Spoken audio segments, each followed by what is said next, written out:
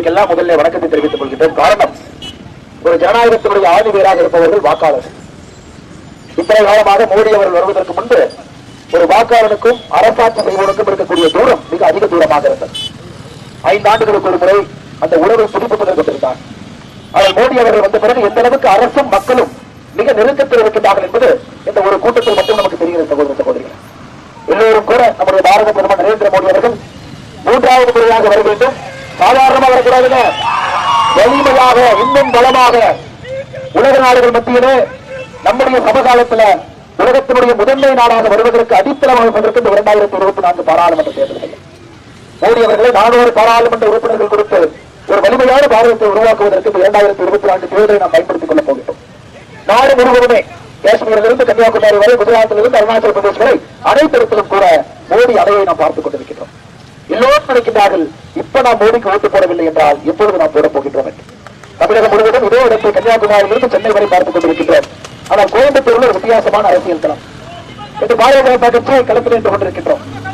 அரசியல் மாற்றம் வேண்டும் என்று கொண்டிருக்கின்றோம். உங்களுடைய ஒரு விரல் மூலமாக ஒரு புரட்சி நடக்க வேண்டும் என்று கொண்டிருக்கின்றோம்.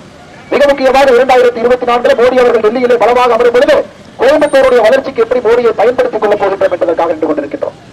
20 ஆண்டுகளாக கோயம்புத்தூரை பொறுத்தவரை தன்னுடைய பொருளை இழந்து கொண்டிருக்கிறது. பழைய கோயம்புத்தூர் இல்லை, அதை திரும்ப கொண்டு வர வேண்டும். அடிமட்டத்திலிருந்து பணியாற்ற வேண்டும். கோயம்புத்தூர் ஒரு முழுமையான வளர்ச்சியை பார்க்க வேண்டும்.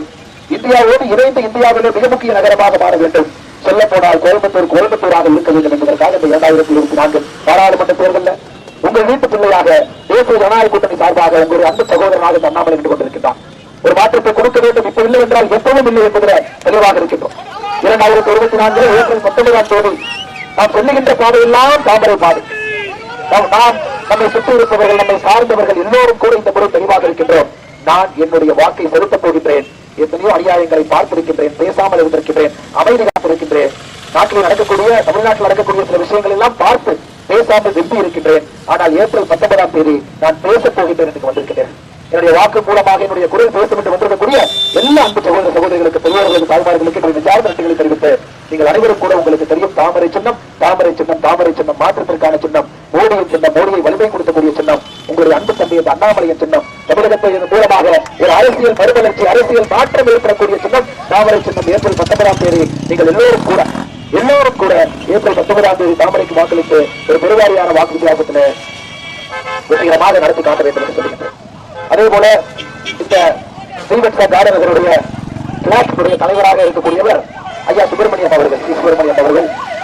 நானும் அவரும் கூட உங்களுடைய 2 பாட்டிகளும் கூட ஒரே பாட்டி, இருவரும் சொந்தக்காரர்கள், ஒரே ஊரை சார்ந்தவர்கள். ஆனா இன்னைக்கு அவர்களால் வர முடிவதில்லை, கொஞ்சம் உடம்பு சரியாமல் இருக்கிறாங்க. அவர்களுக்கும் இந்த நேரத்தில் நன்றியை தெரிவித்து, நீங்க வந்திருக்கிற எல்லா அன்பு சொந்தங்களுக்கும் சகோதரர்களுக்கும் நன்றி இழந்த வாழ்த்துக்களை, வணக்கங்களை தெரிவித்து, நாகேந்திரன் அவர்கள் எப்பொழுதும் கூட ஒரு அரசியல் மாற்றம் என்று விரும்பக்கூடியவர். மாற்றம் நடந்தே ஆக வேண்டும் என்று பல முயற்சிகள் எடுத்து இன்னைக்கு நாங்கள் உள்ள வரதாகத்தான் நான் வந்தோம்.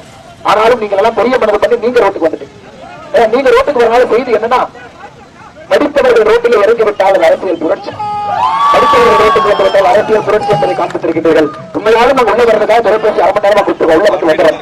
அதனால் மறுபடியும் உங்களை வந்து நாங்கள் சந்திக்கின்றோம். எங்களுடைய நேரத்தை கருதி எங்களுக்காக ரோட்டில் வந்து உங்களுடைய ஆதரவை தெரிவித்திருக்கின்றீர்கள். அதற்காக மறுபடியும் உங்களுக்கு நன்றி தெரிவித்து, ஏப்ரல் 19ஆம் தேதி வெற்றியின் சின்னம் தாமரை என்பதை மறந்து விடாதீர்கள். இந்த அன்பு தம்பி அண்ணாமலையின் சின்னம் தாமரை என்பதை மறந்து விடாதீர்கள். எல்லோரையும் வாக்களிக்க செய்யுங்கள். 100% வாக்கு. நீங்கள் கூறக்கூடிய ஒரு வாக்கும் ஒரு வெற்றியின் பக்கம் நம்மை கொண்டு செல்லும். அதனால் எல்லோரும் வாக்களிப்போம். யாரையும் ஓட்டு போடாம விட்டாதீங்க, எல்லோரையும் ஓட்டு போட வைங்க. மற்றவர்களுடைய எல்லா அன்பு சகோதரர்களுக்கு, சகோதரிகளுக்கு, பெரியவர்களுக்கு, தாய்மார்களுக்கு மறுபடியும் நன்றி கலந்த வாழ்த்துக்களை, வணக்கங்களை தெரிவித்துக் கொள்கின்றோம். நன்றி, வணக்கம். பாரத அன்னையின் புகழ் ஓங்குக. பாரத் மாதா கி.